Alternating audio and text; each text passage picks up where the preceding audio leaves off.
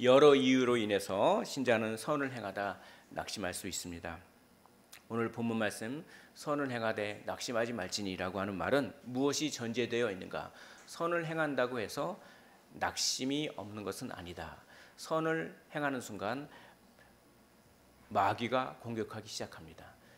그러므로 우리가 선을 행할 때 마귀도 역사한다라고 하는 것을 우리가, 그래서 부흥회 때 은혜 많이 받고 부부 싸움을 하는 경우가 종종 있죠. 이 마귀의 역사를 우리가 항상 경계해야 됩니다. 그래서 여러 가지 이유가 있지만 익숙함 때문에 그렇게 낙심할 수가 있습니다. 처음에는 복음을 들을 때 이게 너무나 신기하고 신선하고 새로운 거예요. 그래서 새로운 발견의 기쁨, 와 이거구나. 근데 처음에 활력을 주었던 그 진리들이 익숙해집니다. 그래서 또 듣는 거지 하면서 처음에 그 놀라웠던 그 기쁨과 감정 이런 것들이 보이지 않습니다. 그리고 처음만큼 특별한 감정이 생기지 않습니다. 이 익숙함 때문에 그렇게 선을 행하다 낙심할 수가 있습니다. 다윗도 익숙했습니다. 전쟁에 익숙했습니다. 승리에 익숙했습니다. 그럴 때 밧세바 사건이 일어나는 것이죠. 만나도 처음에는 이것이 무엇이냐라고 감격했습니다. 그러나 만나를 매일 주니까 그 은혜가 아니라 당연한 줄로 하면서 익숙했습니다. 익숙했더니 나중에는 이 하찮은 것을 나에게 주느냐라고 익숙하는 것을 통해서 선을 행하다 낙심할 수 있습니다.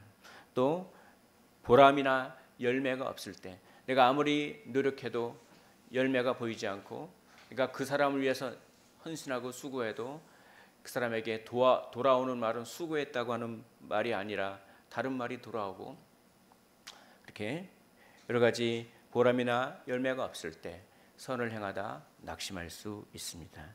또 설상가상으로 다른 사람의 잘못이 나에게 문제가 될 때, 저 사람의 잘못 때문에 내가 힘들어질 때, 그럴 때가 많이 있습니다. 그럴 때 선을 행해봤자 무엇하느냐라고 하면서 포기하고 싶고 낙심이 들 때가 많습니다. 왜 나는 이런 삶을 살아야 되는가? 나도 남들처럼 자유롭게 내 마음대로, 내가 왜 선을 행해야 되는가? 내가 왜 하나님을 위해 살아야 되는가? 나도 마음대로 살고 싶다. 뭐 이런 마음이 들 때가 있습니다.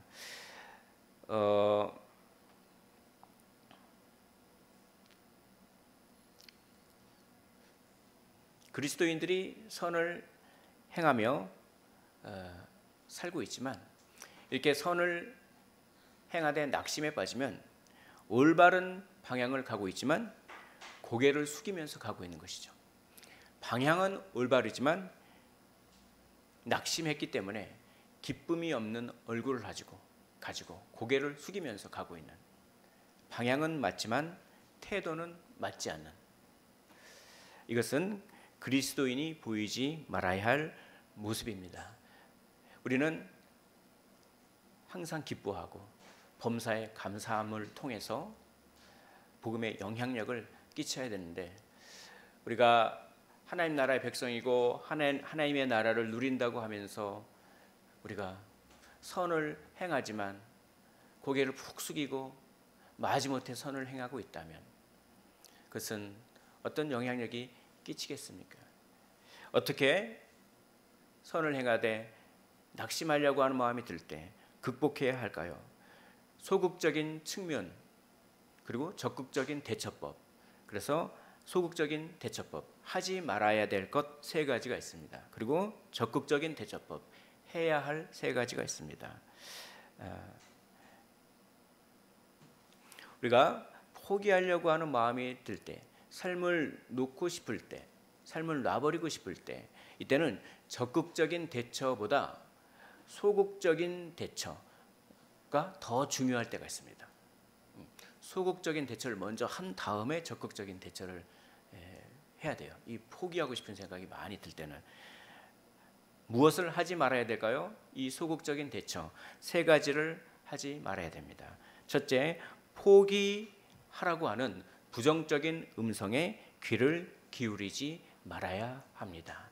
우리가 친구가 중요합니다. 나에게 부정적인 영향력을 주는 친구들이 있습니다. 그 사람과 만나고 나면 이상하게 부정적인 생각에 사로잡히고 있습니다. 그 만남 가운데 악한 영의 역사를 분별해야 되는 것이죠. 사람을 아예 만나지 말라 이런 얘기는 아닙니다. 또 내가 내 자신에게 부정적인 말을 할 때가 있어요. 이왕 이렇게 된 거 다 포기해버리자.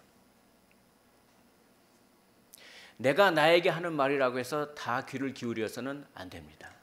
내가 나에게 하는 말 속에 그 내가라고 하는 그 나라고 하는 존재는 죄의 영향을 받는 그런 죄성의 영향을 받는 나일 수가 있습니다. 두 번째, 우리는 포기하지 않고 선을 행하는 길을 가지만 소망이 없이 기쁨이 없이 마치 운명론자와 같은 그런 체념의 마음으로 가서는 안 됩니다. 이제 모든 게 끝났어. 그렇기 때문에 나에게는 도저히 기쁨이 없을 거야. 그래도 의무감이라도 이건 해야 돼. 라고 하는 것을 하지 마시길 원합니다. 그래서 우리는 십자가를 지고 가는데 기쁘게 지고 가는 거예요. 의무감 때문에 마지 못해서 이게 내 팔자야. 나에겐 앞으로 기쁨은 없을 거야. 그래도 지고 가야 돼. 내 팔자니까. 라고 하는 스토아 학파식. 좀 어렵죠? 운명론자들 같이 무거운 십자가를 자기 파괴적 형태로 억지로 끌고 가는 사명을 그렇게 감당해서는 안 됩니다. 그걸 하지 마시길 원합니다. 또 인위적으로 감정을 일으키는 자극제를 사용하지 마시길 원합니다. 영적인 문제뿐만 아니라 이 일반적인 문제도 그렇습니다. 사람들이 사업이 잘 되고 처음에 사업을 할 때는 모든 게 내 편인 것 같고 근데 사업이 어느 정도 궤도에 오르고 이제 익숙하고 그리고 또 사업뿐만 아니라 내가 무슨 일을 하는데 아주 전성기 때는 아주 열심히 뭔가 잘 성취하고 성취감도 있고 그런데 어느 순간 그런 게 없어지고 더 이상 진보가 없어지고 발전이 없어지고 기계적으로 왔다 갔다 회사와 집을 왔다 갔다 하고 정말 삶이 무의미해지고 그런 때 어떤 사람이 이렇게 말하는 거죠. 그래, 삶이 그렇게 좀 무미건조하고 그러니 어떤 강장제가 필요하지 않느냐라고 하는 거죠. 그래서 술을 조금씩 입에 댑니다. 그러다가 술주정뱅이로 삶을 끝내버릴 수가 있는 것이죠. 그래서 이 무미건조한 삶, 나에게 더 이상 진보도 없고 발전도 없고 모든 게 익숙하고 어떤 생명력이 없다. 그래서 그 인위적인 자극제를 사용하고자 하는 마음이 들 때 그것을 하지 말아야 됩니다. 이게 소극적인 영적인 일도 마찬가지입니다. 좀 조심해야 될 게 있습니다. 각 교회들마다 여러 프로그램들을 합니다. 이런 프로그램을 하고 이런 행사를 하고 저런 행사를 하고 그 행사가 끝난 다음에 우리가 굳어지면 안 되지. 우리가 우리 교회에 활력을 일으켜야지 라고 하면서 이 프로그램을 도입합니다. 그 프로그램이 익숙해질 때 다시 우리는 굳어지면 안 되지. 또 우리는 활력을 불어넣어야 되지 하면서 새로운 프로그램을 도입합니다. 그것이 나쁜 것은 아니지만 그것이 일종의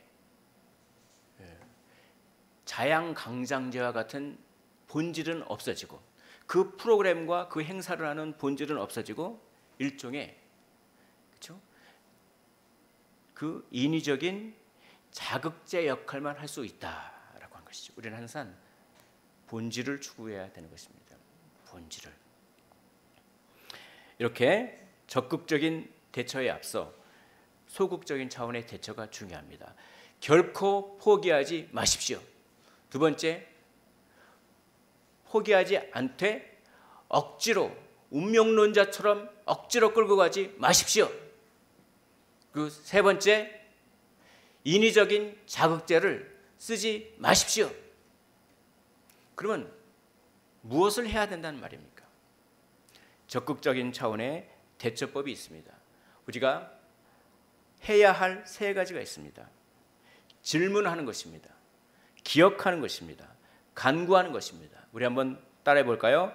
질문하자, 기억하자, 간구하자. 이 세 가지를 통해서 낙심을 이겨낼 수가 있습니다. 근데 이게 양이 많아가지고 오늘은 질문하자 이것만 초점을 맞춰서, 그리고 다음 주에는 기억하고 간주하자. 이렇게 질문은 변화를 일으킵니다. 질문은 변화를 일으켜요. 그래서 위대한 변화 뒤에는 위대한 질문이 있습니다. 질문하는 사람만 살아남습니다. 요즘에 이런 책이 있더라고요. 질문이 돈이다. 한번 따라해 볼까요? 질문이 돈이다. 이 말씀 이해하시겠습니까? 이해 못하죠? 근데요, 질문이 돈입니다. 질문을 잘하면 엄청난 돈을 버는 시대가 왔어요. 왜입니까? AI라고 들어보셨습니까? AI, 챗 GPT라고 들어보셨습니까? 그 챗 GPT에 질문을 넣는데 얼마나 퀄리티가 높은 질문을 하느냐에 따라서 그 챗 GPT가 만들어주는 컨텐츠가, 그럼 그 컨텐츠를 파는 거예요. 그러면서 책 선전을 하더라고요. 여러분, 질문이 돈입니다. 얼마나 질문을 잘해야 돼요. 근데 맞아요. 보면은 아주 본질적인 질문을 하는 사람은 적어요. 그냥 있는 것 갖다 쓰는, 응용하고 쓰는 사람은 많은데, 이게 왜 이런지 본질적인 질문을 하는 사람은 적다고 얘기합니다. 근데 그런 사람들이 세상을 바꿔요.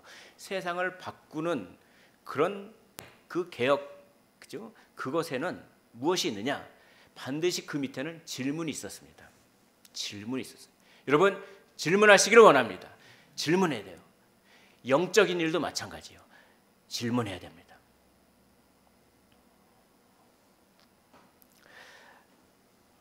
아무런 질문도 하지 않고 낙심에 빠졌을 때 그냥 낙심이 주는 감옥 같은 감정에 갇혀 있기만 하면 안 되는 거죠. 질문해야 돼요. 뱀이 질문했습니다. 야, 하나님이 정말 동산 나무의 실과를 다 그냥 먹지 못하게 했느냐? 그 질문을 듣고만 있었어요. 그게 아니라 뱀에게 질문해야 됩니다. 네가 지금 나에게 질문하는 게 진짜 올바른 거니? 질문해야 돼요, 뱀에게. 네가 지금 나에게 질문하는 것이 하나님의 뜻이 맞는 것이니? 질문해야 됩니다. 질문해야 이겨냅니다. 근데 참 이 우울증에 빠진 사람은 질문을 안 해요. 질문 안 하고 그냥 감정만을 계속 흡수해서 그냥 그 감정에 자기 자신을 내맡기고 방임하고 그 감정이 시키는 대로 하려고 합니다. 그리고 완전히 감정에 자기가 녹아버려요. 그게 아니에요. 질문해야 돼요. 질문해야지 감정과 싸우는 겁니다. 오늘 다른 거는 다 잊어버리시면 안 되겠지만 진짜 기억해야 될 것. 뭐 하자? 질문하자. 요것만 기억하십시오. 질문하십시오. 질문하자.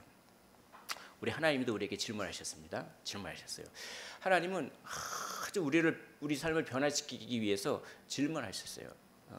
아담이 선악과를 따먹었을 때, 아담아, 네가 지금 어디 있느냐? 하나님이 아담의 위치를 몰라서 물어봤을까요? 이게 그 말은 뭐냐면 너의 위치, 너의 영적인 위치는 어디인가? 네가 한번 스스로 생각해봐라. 네가 지금 이러고 있을 때냐? 또 하나님께서 정말 가인에게 질문하셨어요. 자기 동생을 살인했잖아요. 가인아, 너의 아우는 어디 있느냐? 아니, 하나님이 아벨이 어떻게 됐고 어디 있는지, 아벨이 뭐 운명이 어떻게 되는지 그걸 하나님이 몰라서 질문했을까요?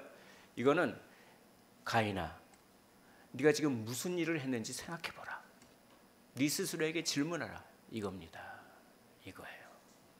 질문하는 사람만 성장합니다. 질문하는 사람만 낙심을 이겨낼 수 있습니다. 어떤 질문을 해야 될까요? 왜 지쳤는지, 내가 지금 왜 지쳤는지, 내가 지금 왜 낙심이 되는지 스스로에게 질문해야 되는 거죠. 혹시 내가 지친 이유가 과로 때문에, 피곤해서, 육신적인 연약함 때문에 지쳤는가? 이렇게 질문해 봐야 돼요. 이 육신적인 연약함에 지쳤는가? 만약에 그럴 때는 의학적인 치료를 받아야 돼요. 그런데 의학적인 치료는 도외시하고 나는 기도해서만 병을 낫겠다? 이건 하나님의 뜻이 아닙니다. 병 낫기를 위해서 기도하라 할 때 기름을 바르면서 기도하라고 그랬어요. 기름을 바른다는 얘기는 의학적인 치료를 병행하라는 거예요. 아 근데 뭐 그냥 그렇죠. 질문하는 거예요. 아 내가 이 지친 게 호르몬 때문인가? 아 내가 이게 지치는 게 뭔가 이 어떤 육신의 연약함 때문인가? 이걸 질문하셔야 됩니다. 또 이런 질문을 하세요.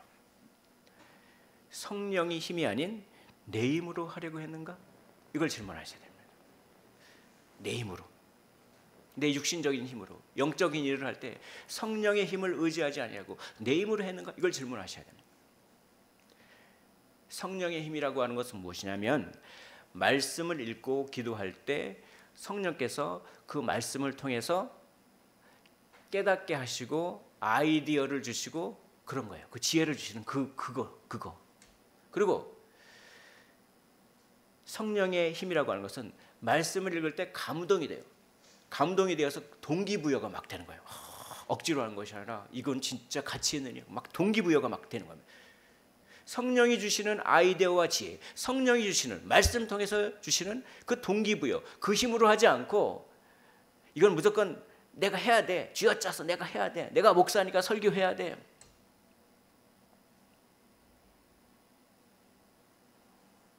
이러면 고갈되는 거죠. 지치는 거죠. 또 이걸 질문하셔야 됩니다. 나의 그 버팀목이 혹시 일은 아니었는가? 이 질문 중요합니다. 어떤 사람은 일이 없으면 불안해하는 사람이 있어요. 내가 일을 안 하니까 막 불안해. 그래가지고 몇 주 전에 제가 말씀을 드렸지만 저희 친구 아버님도 그 이제 목수로 일을 열심히 하시다가 이제 일이 없으니까 특별한 병도 없는데 갑자기 돌아가신 그런 분들이 많아요. 은퇴 전에는 열심히 살았는데 은퇴 이후에 일이 없어지니까 일이 자기의 버팀목이었어. 굉장한 공허함이 오면서 견디기 어려운 삶을 사시는 분들 질문해야 됩니다. 내 삶의 버팀목은 일이었는가? 그걸 질문해야 되는 거예요. 질문해야 됩니다. 그러니까 그 영적인 일도 마찬가지로 하나님이 좋아서 하나님께 영광 돌리기 위하여 그냥 하나님이 주시는 그 기쁨과 능력으로 하는 게 아니라 그 영적인 일도 설교하는 것도 복음 전하는 것도 찬양하는 것도 교회 와서 청소하는 것도 그게 그 일이 나의 버팀목이 되는 그 일이 그게 동기가 돼서 하면 고갈된다 이거죠. 또 우리는 어떤 질문을 해야 되겠습니까? 가장 중요한 질문입니다. 가장 중요한 질문. 이게 뭐냐? 무엇을 위해서 이 일을 하고 있는가? 한번 따라해 볼까요? 무엇을 위해서 예배 드리는가? 예배 드리러 오셨잖아요. 무엇 때문에 예배 드리러 오셨습니까? 이게 가장 본질적인 질문입니다.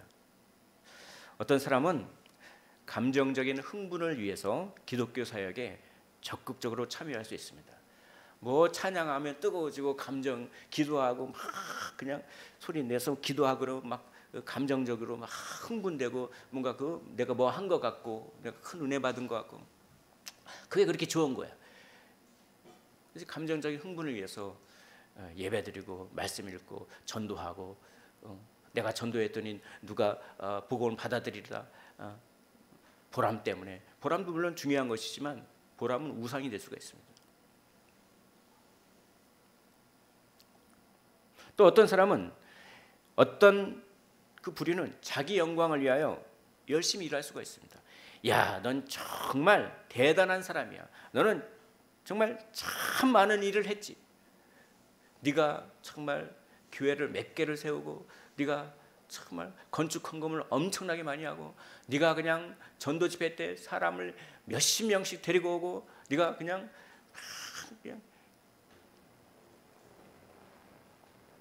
라고 스스로에게 말하고 싶어서 일하기도 합니다.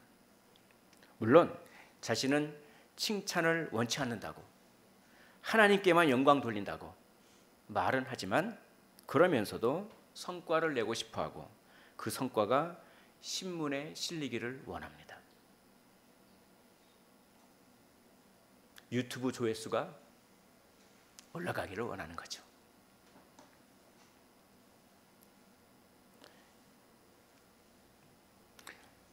그러니까 질문해야 되는 겁니다. 저도 지치고 좀 낙심되고 그럴 때가 참 많이 있고 이 낙심과 계속 싸우는 것 같아요. 계속 싸우고 있거든요. 근데 그 지난주에는 우리가 스가랴서를 보고 있잖아요. 스가랴서 말씀이 참 좋더라고요. 그 스가랴서 말씀에 질문을 하는 장면이 나옵니다. 하나님께서 그게 되게 큰 은혜가 되고 책망도 되지만 하나님이 저를 책망하셨지만 책망을 통해서 너무나 그 힘을 얻고 위로가 되고 자유를 얻는 그 되게 분명히 책망하셨는데 그 책망을 제가 마음을 열고 받았더니 그게 저를 자유롭게 하고 그 굉장히 위로를 줬습니다. 그게 뭐냐면은 이거예요. 그 예루살렘 성이 무너졌잖아요. 새벽기도 오신 분은 좀 기억나실 겁니다. 예루살렘 성이 무너지고 그래서 그 예루살렘이 함락됐어요. 바벨론에 의해서. 그래가지고 그거를 슬퍼하고 애도한다고 금식을 하거든요. 그래서 5월달, 7월달, 10월달에 금식을 해요. 70년 동안 그걸 해왔어요. 뭐 예를 들어서 5월달은 10월달은 저기 처음으로 그 예루살렘 성을 에워싼 달이고 그리고 5월달은 성전이 불탄 달이고 그런 식으로 해가지고 70년 동안 그걸 애도한다고 금식을 했어요. 근데 이제 포로에서 귀환이 됐어요. 70년이 지나고 그래가지고 성전을 막 짓고 있어요. 그러니까 이제 계속 금식을 해야 됩니까? 물어본 거예요. 계속 금식을 해도 됩니까? 물어본 거예요. 그러니까 하나님께서 스가랴 선지자를 통해서 금식을 해라, 금식을 하지 말라 이렇게 대답을 주시는 게 아니라 이렇게 말씀하는 겁니다. 너희가 했던 그 금식은 누구를 위한 것이냐 이렇게 질문하셨어요. 그게 저에게 탁 온 거죠. 여러분들이 예배를 드리는 것은 누구를 위해서 드리시는 것입니까? 제가 교회를 개척한 것은 누구를 위해서 개척한 것입니까? 그게 한편으로는 책망이지만 한편으로는 어마어마한 위로와 자유. 왜 낙심될까요? 사람이 내 뜻대로 움직여주지 않아서? 왜 낙심될까요? 내가 바라던 어떤 기대와 소망이 채워지지 않아서? 왜 낙심될까요? 환경이 이렇게 저렇게 나를 힘들게 해서? 무엇을 위하여 선을 행하는 것입니까? 그러면서 너희들은 나를 위하여 금식하지 않고 너희를 위하여 금식하였도다. 이게 뭐냐면 내가 금식했기 때문에 마음의 위로를 가는 겁니다. 내가 금식했으니까 난 하나님 잘 섬기고 있어라고 하는 마음의 위로. 종교 행위를 통해서 본인 마음의 위로를 추구하는 그 모습이 저의 모습이죠.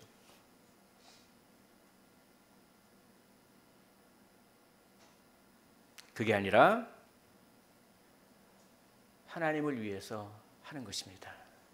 그럴 때 동시에 책망이 되면서 동시에 자유롭다. 그래, 하나님의 영광을 위해서 하는 것이구나. 하나님의 영광을 위해서. 만약에 하나님의 영광을 위해서 내가 한다면 사람이 나를 실망시켜도 환경이 내가 원하지 않는 환경일지라도 하나님의 영광이 나의 목적이라면 그것은 아무런 문제가 되지 않아요. 내 목적이 아니니까. 사람이 어떻게 움직여지고 그리고 환경이 어떻게 움직여지는 것은 내 목적이 아니에요. 내 목적은 하나님의 영광입니다. 하나님께서 이런 말씀을 주시더라고요. 성도가 보람에는 실패해도 하나님께 영광 돌리는 것은 성공해라. 그렇죠? 보람은 실패할 수가 있습니다. 내가 아무리 복음 전하도 교회 안 나올 수가 있습니다. 아무리 그를 위해서 기도해도 안 될 수가 있습니다. 보람은 실패할 수 있습니다. 그러나 내가 그를 위해서 기도했던 선한 행동, 하나님의 영광이라고 하는 동기로 했다면 하나님의 영광에는 성공하는 것입니다. 그 마음을 주시더라고요. 이 본질적인 질문을 통해서 이게 저를 자유롭게 했습니다. 보람에는 실패해도 하나님의 영광에만 성공하면 됩니다. 감정에는 실패해도 내가 원하는 감정, 내가 예배를 통하여 어떤 정말 놀라운 그 기쁨과 감정, 내가 뭘 통해서 어떤 그 종교적인 감정, 그 감정에는 실패해도 내가 하나님의 영광만 바라보고 하나님의 영광을 위해서 이걸 한다. 그러면 하나님의 영광에는 성공하는 것입니다. 선을 행하되 낙심하지 말지니 포기하지 아니하면 때가 이르매 거두리라. 때가 이르면 하나님의 영광을 추구했던 우리에게 하나님은 영원의 차원에서 열매를 주시고 잘했다, 착하고 충성된 종이라고 칭찬하실 것입니다. 위의 질문들은 하나님의 영광이냐 아니면 자아 실현이냐를 묻는 질문입니다. 어떤 형태로든 자아를 기쁘게 하기 위해 일하는 결과는 항상 피곤해지고 지치게 됩니다. 반면에 하나님의 영광이 목적이 될 때 지치게 했던 일들은 힘을 잃어버리는 것입니다. 그 일들은 없어지지 않아요. 나를 힘들게 하고 지치게 하는 그 일들, 그 상황 자체는 그대로 남아 있습니다. 그러나 그것이 하나님의 영광이라고 하는 목적 안에서 남아 있습니다. 그러므로 나를 지치게 하고 낙심시키는 힘을, 능력을 잃어버리는 것입니다. 이제는 그 사람을 바라보지 않습니다. 이제는 그 상황에 몰입하지 않습니다. 이제는 내 연약함에 포로가 되지 않습니다. 나는 왜 이렇게 생겨먹었어? 라고 하지 않습니다. 하나님의 영광만 바라봅니다. 그 안에서 그 하나님의 영광이라고 하는 목적 안에서 모든 어려움이 녹아내립니다. 선을 행하되 낙심하지 않는 일체의 비결을 배우게 되는 것입니다. 오늘 종교개혁 주일 5 솔라, 솔라라고 하는 말은 라틴어인데 오직이라고 하는 말이에요. 5 솔라, 5개의 오직. 오직 말씀, 솔라 스크립트라. 오직 은혜, 솔라 그라지아. 오직 믿음, 솔라 피데. 오직 그리스도, 솔루스 크리스토스. 오직 하나님께 영광, 솔리 데오 글로리아.